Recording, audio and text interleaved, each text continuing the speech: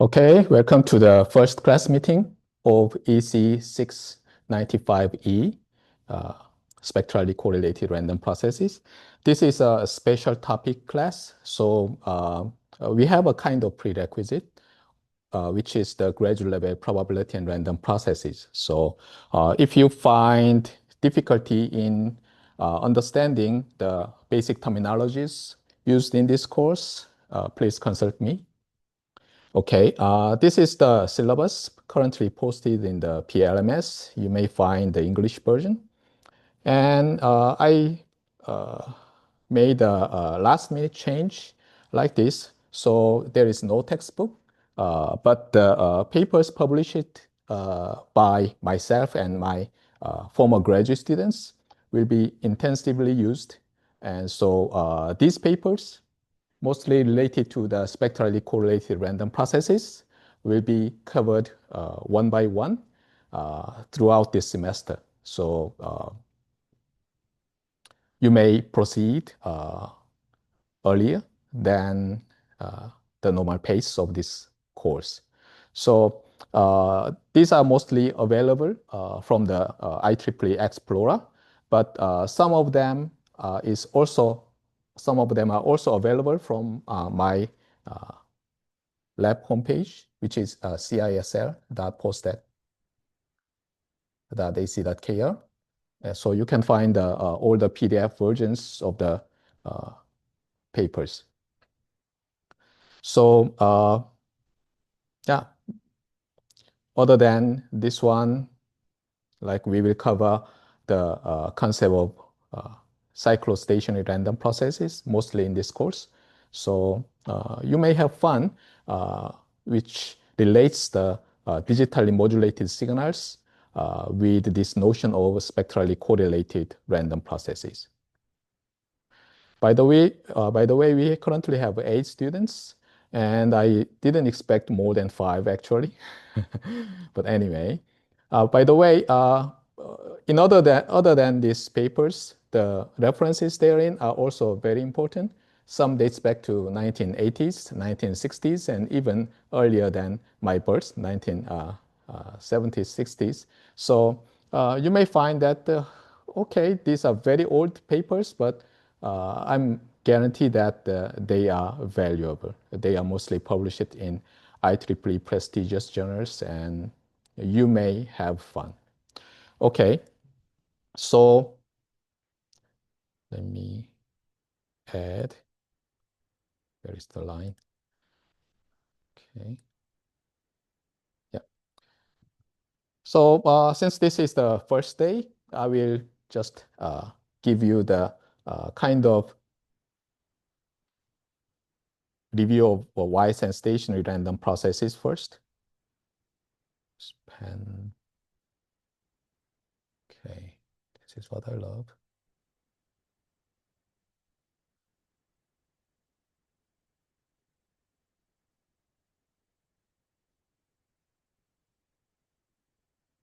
Even though most people do not use this abbreviation, I will just use capital R and P to denote random process or random processes. So let's see what is a wise and stationary random process and its spectral characteristic.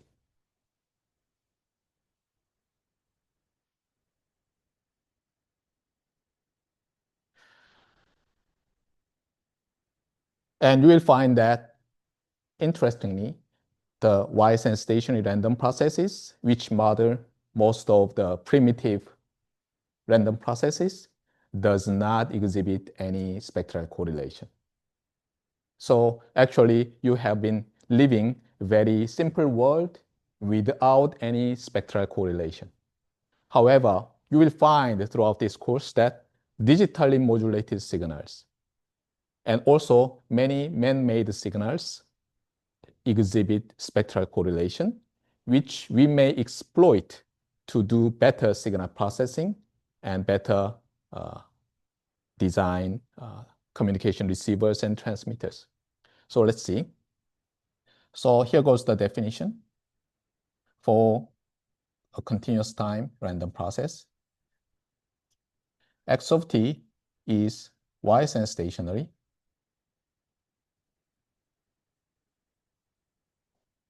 If. So what are the defining properties of y and stationarity? First, its mean path is constant for all t, because mean path is a deterministic function. So it's not constant, it's a constant function. Second, it's autocorrelation function.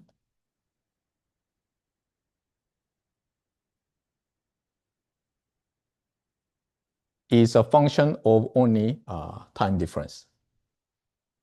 So there exists, this second property means that there exists a single variable function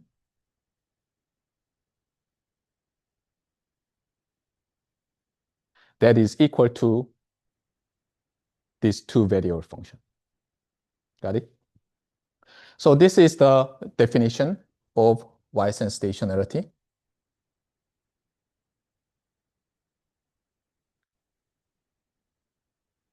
And this definition is motivated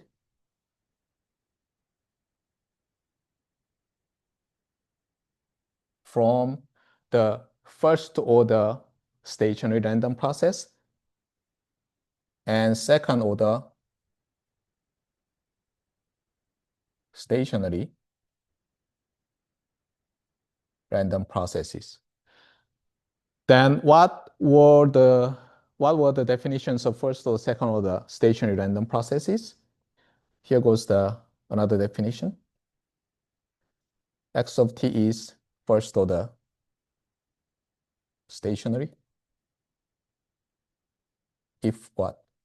If first order CDF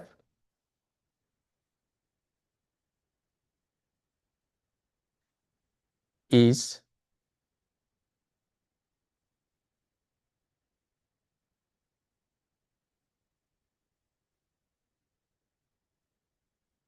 just a second. Yeah.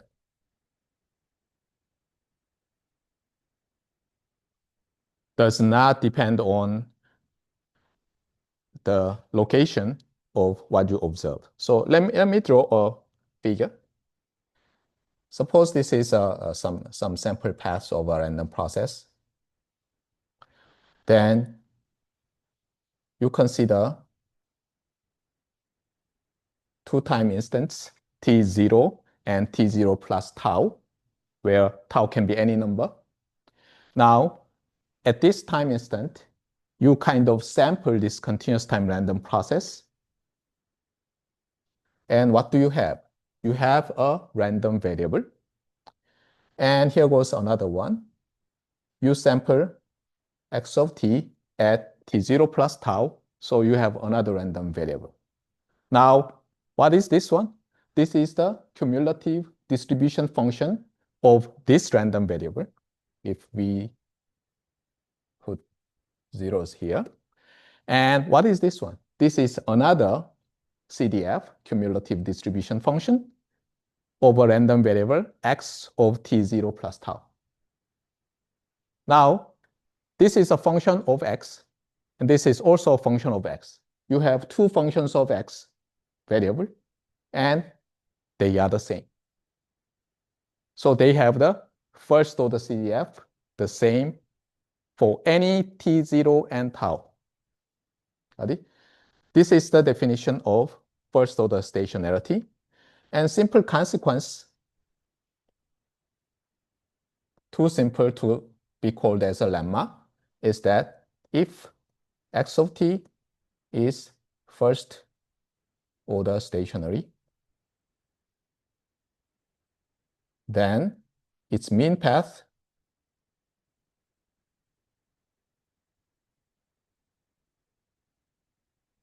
is constant for all t, and of course tau.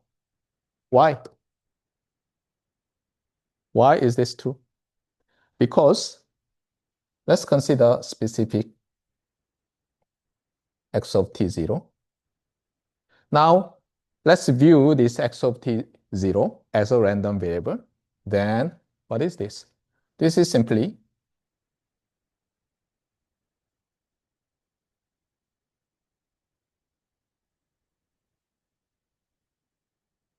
the integral of x dCdF of x, if PDF exists, this reduces to more familiar form,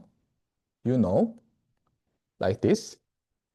And here, let's replace t0 with t0 plus tau, and they are the same function. So you have same number, which is, in this case, I denoted it as mu sub x. Got it?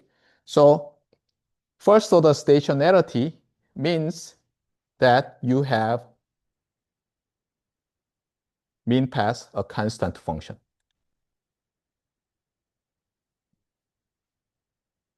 Is the converse true? Of course not. You've seen many random variables having the same mean. For example, there are infinite variety of zero mean Gaussian random variables with different variances. They have the same mean, 0, but they have different variances. So mean pass is constant does not mean distributions are the same at two different sampling instants. Got it?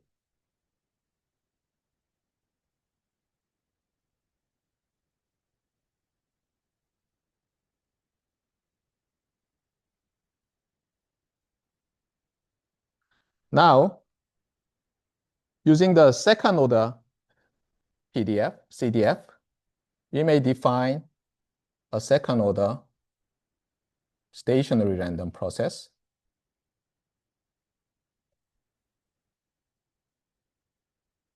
So what we do is that we choose two time instants, T1 and T2. So we have two random variables, and here goes the joint CDF. And let's use two variables, x1 and x2. Now, stationarity means that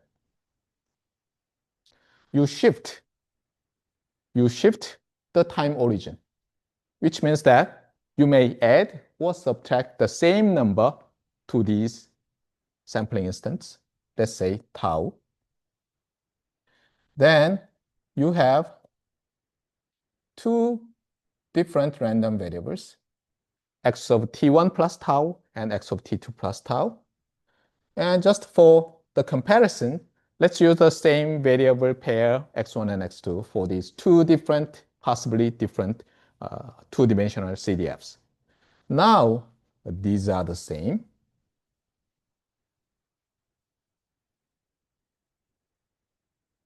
Functions, which means if you sample at any two points with time difference tau, wherever you sample, the joint distributions of two random variables are the same. This is the second order stationarity. And here goes two simple lemma. First, second order stationarity. Second order stationarity implies first order stationarity.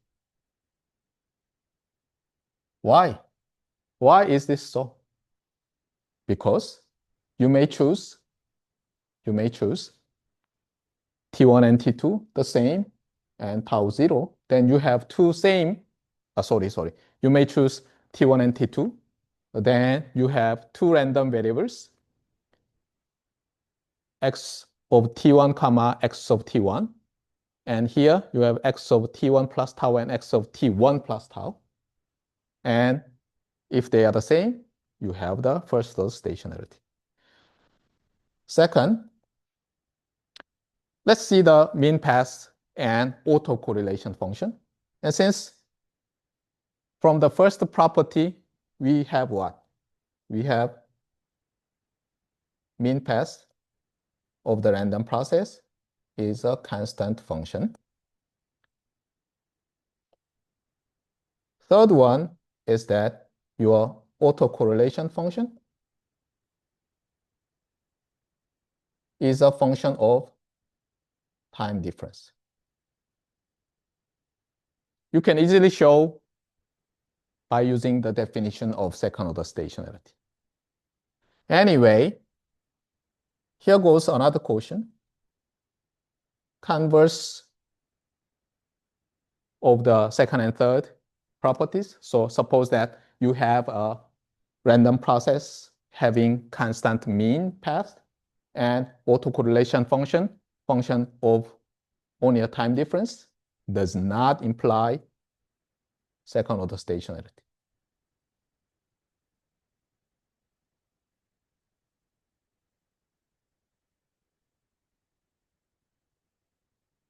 However, in many cases, it's very hard to fully describe, which means that describe a random process using the first order CDF, second order CDF, third, fourth, any nth order CDF.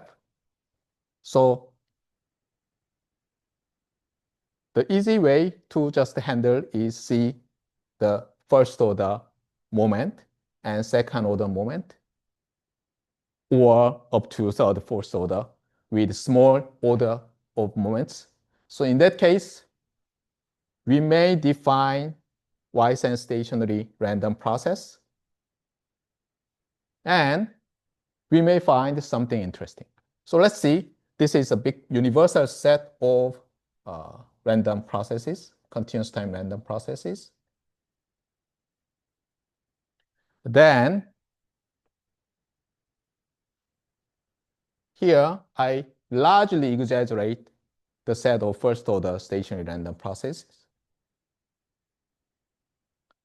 Of course, this set should be infinitesimally small if we consider all possible continuous time random processes. And here goes the second order stationary random processes. And what is interesting is that the Y-sense stationary random process is a kind of something like this. Ready?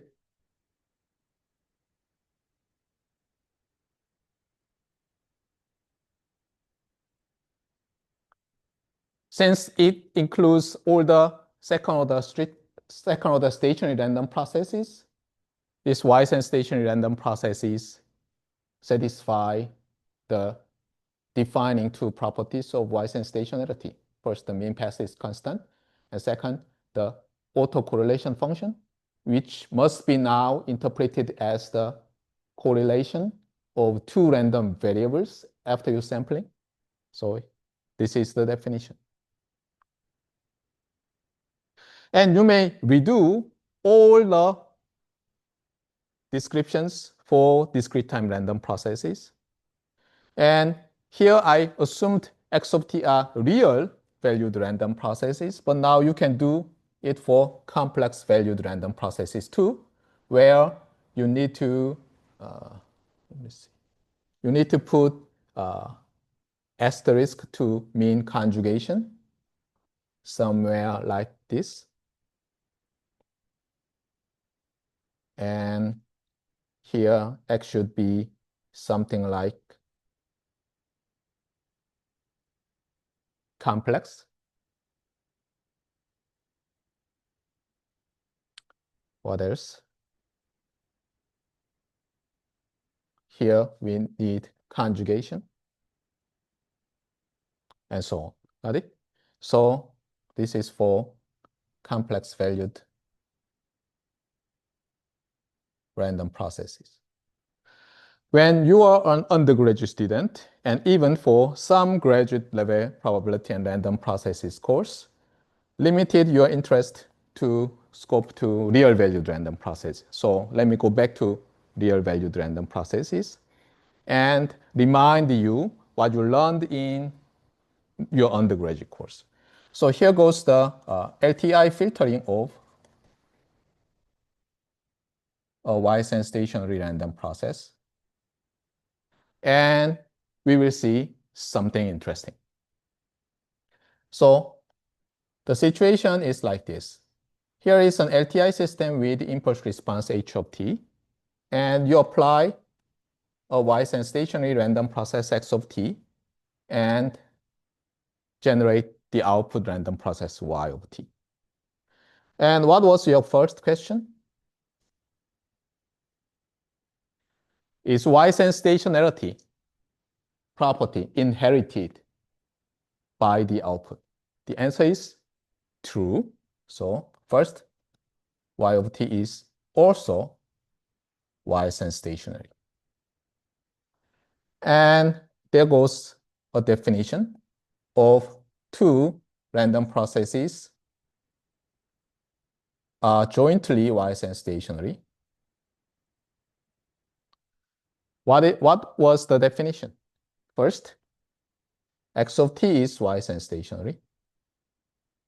Second, y of t is y-sense stationary. Third, their cross-correlation function is a function of only time difference. So which means that there exists a single variable function, capital R sub xy, which equals to this two variable function for all pairs of t and tau. Then here goes lemma. Here in the LTI filtering of x and y, the input and output processes jointly y-sense stationary. If input is y-sense stationary. Be careful.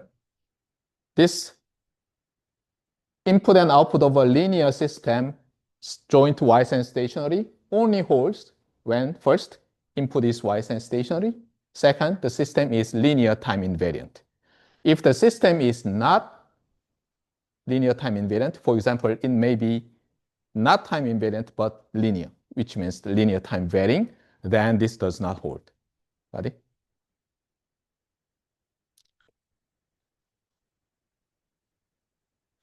And here goes the spectral property of this input and output random processes.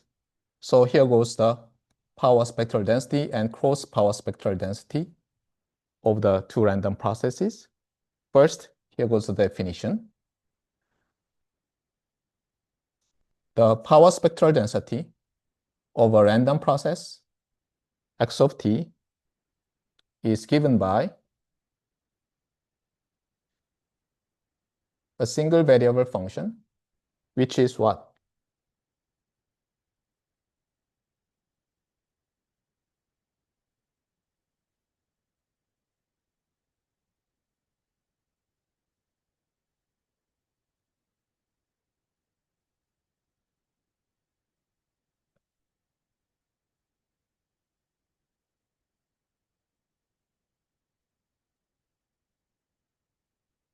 Two delta.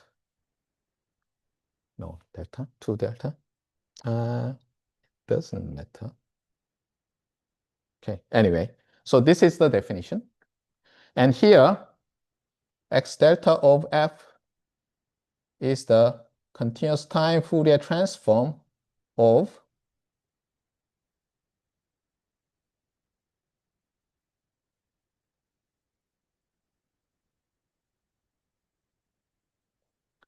the random process truncated from negative delta to positive delta. So what is this function? U of t is unit step function. So the first term starts to be 1 from negative delta, and second one becomes -1. So when you add up, then you have 0, 1, 0 multiplied to x of t, so which is a time windowing or truncation of x of t. Then you have a time-limited random process. You find the continuous time Fourier transform, and you compute the absolute square, which is the energy spectral density. So this is the energy spectral density of each sample path, which is averaged. divide by 2 delta, which is the duration of the random process, in order to convert this energy to a power. Then you consider the limit of this function of f. And if it exists, then it is defined as the power spectral density. And here goes one of the most important theorem by Wiener and Quinchin. And this apparently looking horrible power spectral density can be alternatively computed by what? By Fourier transforming with respect to tau and time averaging with respect to t of what? Of the autocorrelation function.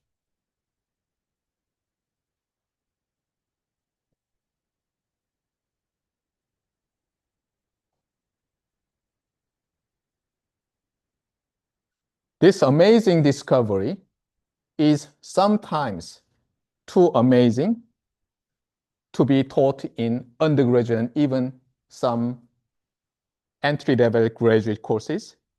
So many textbooks just use this as the definition of a power spectral density, but which is a white lie. Got it?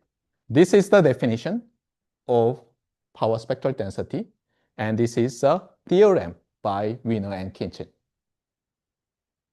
finding the power spectral density from the autocorrelation function of a random process. Now, here goes the corollary. For the case when x is y-sense stationary. If x of t is y-sense stationary, then the power spectral density is what? See that this becomes, in this case, a single variable function of tau. It's no longer dependent on t. So time average is not required. So what you do is that you just Fourier transform with respect to the variable tau to get the power spectral density. That is sometimes, even some easy undergraduate books use as the definition of a power spectral density. Got it? But they are all white lies to soothe the undergraduate student, in order not to ward off the students. This is the definition. Got it? And similarly, for two random processes, we may define cross power spectral density and similar theorems and corollaries. So let me introduce.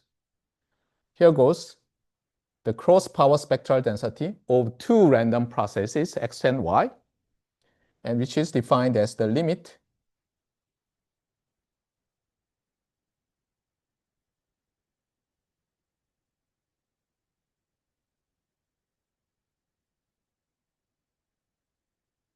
something like this. Here, x of delta and y sub delta are similarly defined as before. So you time window or time truncate two random processes, x and y, and you find the continuous time Fourier transform and use the Fourier transform of x random process and complex conjugate of the y random process. And you calculate the expectation and you divide by 2 delta and let delta tends to infinity. If it converges, it is called cross x PSD between x and y. And some of you already noticed that the earlier definition is a special case of this cross PSD because if an x and y are the same, what happens? If you replace y with x, then you have x delta of f times x delta of f conjugate, which means x delta of f absolute value squared. So cross PSD is a generalization in some sense of the power spectral density. Or conversely, the power spectral density is a special case of the cross power spectral density. So you can do the same thing for Wiener and Khinchin. So cross power spectrum can be, sorry, not definition. Yeah, can be obtained by Fourier transforming with respect to tau, time averaging with respect to t, the cross correlation function of two random processes. And again, here goes corollary. If x and y are jointly wise and stationary,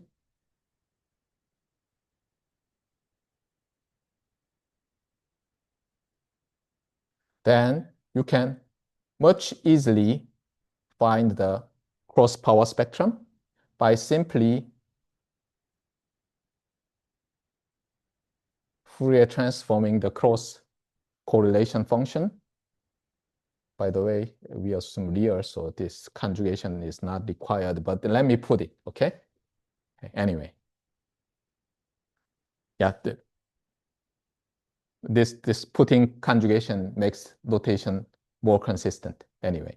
So after that, the final result you remember was very interesting, something like this. So here is the same setting as before. So you have a wise and stationary input and linear time invariant system, which means that your output is jointly wise and stationary with the input. And now, given this setting, we are asking, how can we find the output power spectral density? And how can we find, or what is the cross power spectral density between x and y?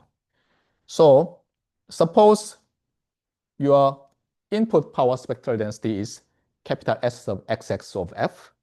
Then the first question is to find the output power spectrum.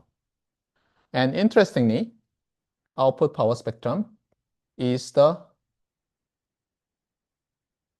power transfer function of the system, which is simply the magnitude scale of the frequency response times the input power spectral density. So the output power spectrum is proportional to the input power spectrum. It's natural in some sense, but it is scaled at each frequency f by how well the LTI system passes that specific frequency component. If at some f0, if this value is very large, then output will greatly amplify the input power spectrum at f0. If it is not, then it diminishes the power. But this is not the older story. This is more interesting story. And what is the cross power spectrum between x and y? And if I remember correctly, just a second.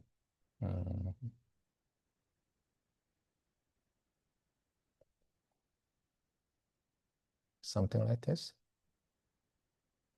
Just a second. Just a second.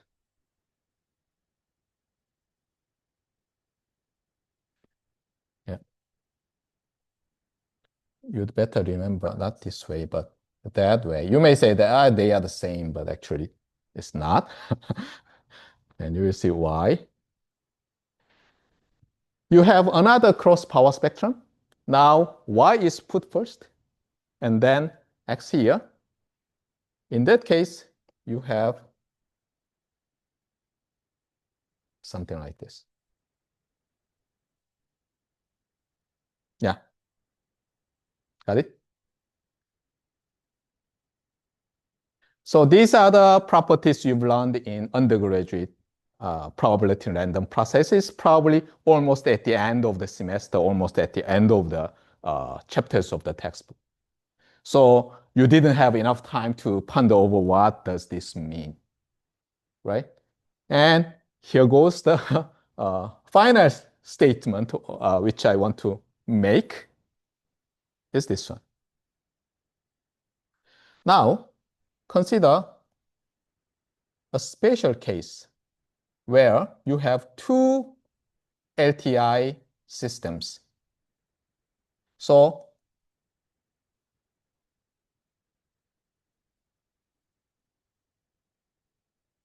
two filters, very, very narrow width, are filtering the same random process. Got it? Now, let's call this as Y1. Let's call this as Y2.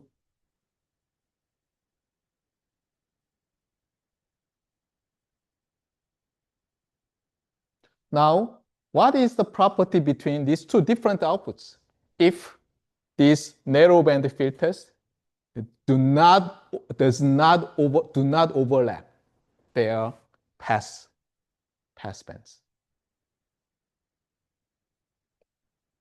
So probably what you want to do is to compute the autocorrelation function.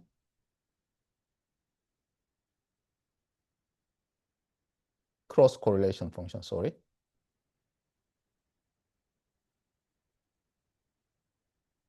By the way, here goes the first question. Question 1. Y1, Y2 are jointly wise and stationary. In general, let's say this is H1, this is H2. Even though we are considering very special case, but let's consider general LTI systems with impulse response H1 and H2. The first question is that, are they jointly wise and stationary? Answer is yes. You know that Y1 is wise and stationary, right? You know that Y2 is wise and stationary, but you don't know what happens to their autocorrelation function. And you compute this one.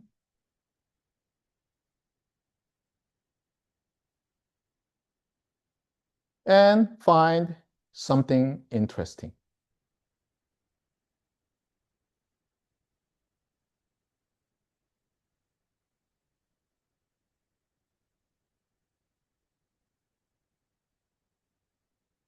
Like this. Got it? So we are assuming X is wise and stationary.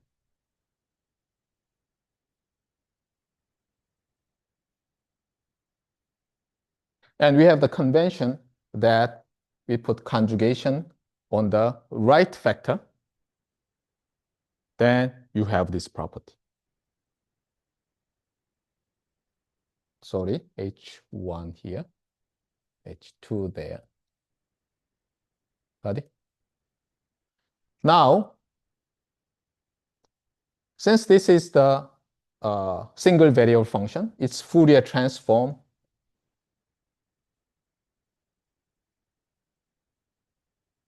becomes the cross PSD. And now, due to the convolution property, what happens? Convolution Fourier transformed means multiplication. So here goes your first LTI system's frequency response. Here goes your input power spectrum. Here goes your second system's frequency response conjugate. This is general property. And now,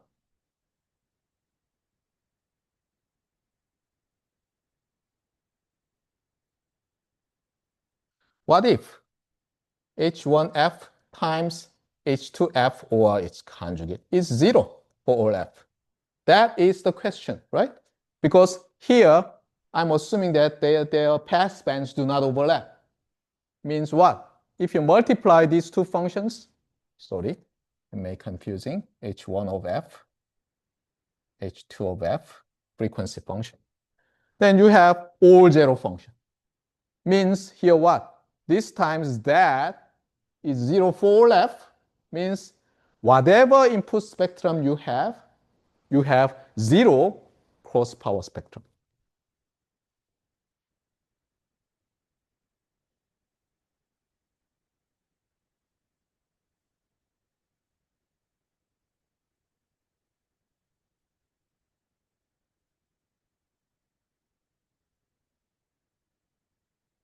Of course, you may have some non-zero mean, so we need to be careful. But consider very special case.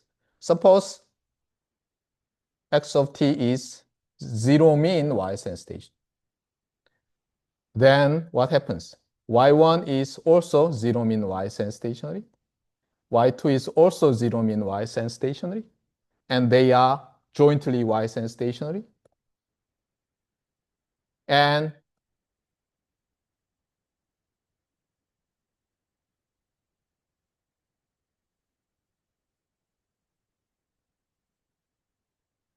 this is 0 for all t and tau, right? Because this function is 0, its inverse Fourier transform is also 0. Function, what does that mean? It's 0, right? So they are uncorrelated and they are also orthogonal. In general, they are orthogonal. Are they? What does that mean? What does that mean? Here, many textbooks miss the point. See that y1 of t only have the spectral component of the input at and around f1 hertz. And y2 contains only the frequency component, passes through only the frequency components of input around f2. Right? Now, what is the result? They are uncorrelated, which means that input, whose power spectrum may look like that, has these components at f1 and f2 are uncorrelated. No spectral correlation. Whatever different frequency pairs you choose, they are uncorrelated. Got it? So y-sense stationarity means no spectral correlation. But some of you already know this is too simple assumption, especially for man-made signals. Let's consider OFDM. So you have a very simple model of OFDM. We have many subcarriers.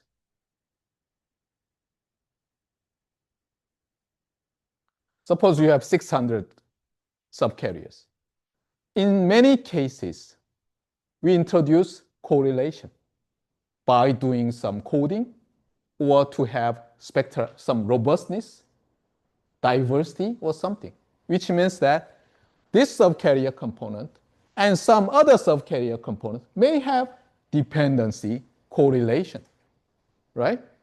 So if you just model an OFDM signal, which is man-made communication, one of the most popular digitally modulated signal in the modern world, as y-sense stationary, then you may miss some very important characteristic of the random process. Not always. Okay? In some cases, y-sense stationary model of an OFDM signal is enough. However, in some other cases, especially for DFT spread OFDM, which is a variant of OFDM with frequency domain spectrum shaping and spectrum extension, then you have spectral correlation. If you ignore spectral correlation, a lot of modeling error occur, and you will not exploit this spectral correlation, and your system may perform inferior to well-designed systems. Got it? So this is the kind of introductory tasting the terminology of spectral correlation and emphasizing and reviewing what you learned in undergraduate and some introductory level graduate course. So I'm going to wrap up this first class meeting earlier because I am not prepared and you are not prepared. So everyone is not prepared for the in-depth reading and examination, line by line examination of these reference and papers. So I'm going to finish accepting your questions. Are they related to some administrative or some prerequisite related, or even some technical, not that technical thing in your undergrad courses? Okay, let me stop recording. I usually use Zoom to record all my class meetings, even though there is no person except me entering to this Zoom room, because Zoom has much better noise cancellation and recording, stable recording option.